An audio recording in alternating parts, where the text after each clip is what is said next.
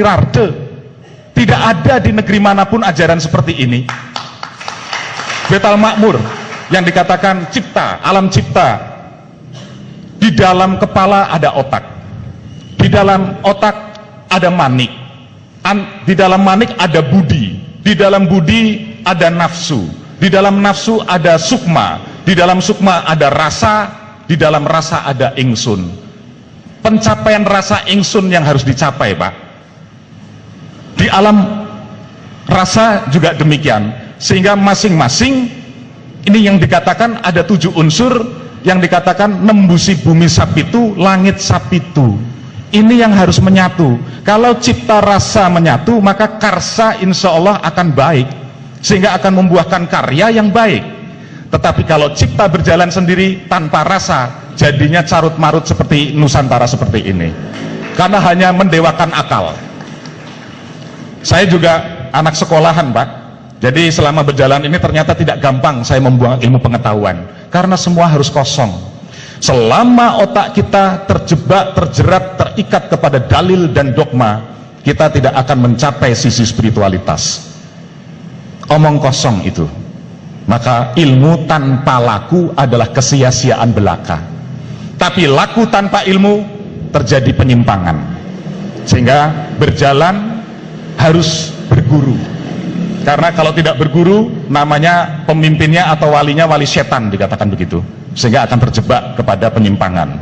Jadi manusia hidup harus memiliki guru, dan itu adalah sabda yang sudah turun sejak pertama Bhagavad Gita. Rahasia yang paling utama adalah ketika seorang Brahmacari bertemu dengan guru rohani sejati, seperti perjalanan Bima bertemu dengan Dewa Ruci, seperti pertemuan Nabi Musa dengan Nabi Khidir. Hakikat, Pak. Syariat tanpa hakikat adalah kekosongan belaka. Sama, hakikat pun tanpa syariat itu bid'ah atau penyesatan. Sehingga dua ini harus berjalan. Disinilah konsep Siwa Buddha. Dua dat yang berbeda tetapi harus menyatu. Nah, intinya, Pak, selama saya di Lombok ini, saya menemukan satu hakikat 3 alam yang tadi saya sebut.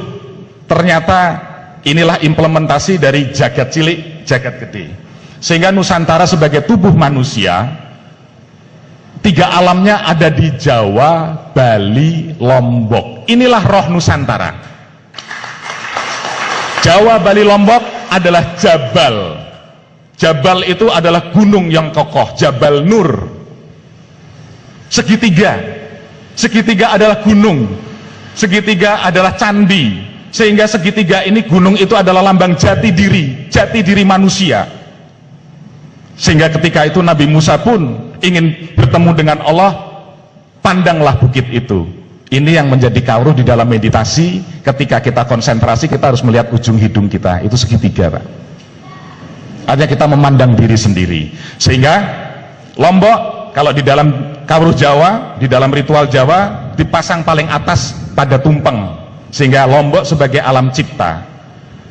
Sehingga saya bilang secara spiritual kami mendirikan Narayana, kemudian ada satu tetenger yang harus kami dirikan. Ini merupakan satu bukti yang tadi bapak-bapak sudah katakan, apa yang bisa kita perbuat, apa yang bisa kita buat. Jangan tanya apa yang bisa kau dapatkan dari negeri ini, dari Ibu Pertiwi, tapi tanyalah apa yang bisa kita berikan kepada Ibu Pertiwi. Disitulah konsep dharma, Pak. Disitulah konsep bakti. Setelah manusia memahami ilmu yang tinggi sekalipun, ujung-ujungnya adalah bakti. Bakti adalah menggerakkan roda dharma untuk menjalani karma, menggapai moksa. Tanpa roda dharma ini bergerak, kita hanya menciptakan samsara, penderitaan yang berkepanjangan.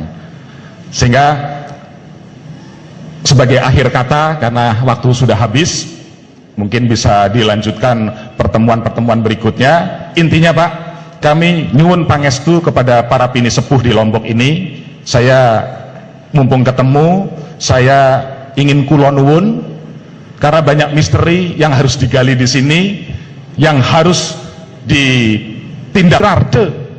Tidak ada di negeri manapun ajaran seperti ini. Baitul Makmur yang dikatakan cipta, alam cipta, di dalam kepala ada otak, di dalam otak ada manik, di dalam manik ada budi, di dalam budi ada nafsu, di dalam nafsu ada sukma, di dalam sukma ada rasa, di dalam rasa ada ingsun. Pencapaian rasa ingsun yang harus dicapai, Pak. Di alam rasa juga demikian, sehingga masing-masing ini yang dikatakan ada 7 unsur yang dikatakan nembusi bumi sapitu, langit sapitu. Ini yang harus menyatu. Kalau cipta rasa menyatu, maka karsa insya Allah akan baik, sehingga akan membuahkan karya yang baik.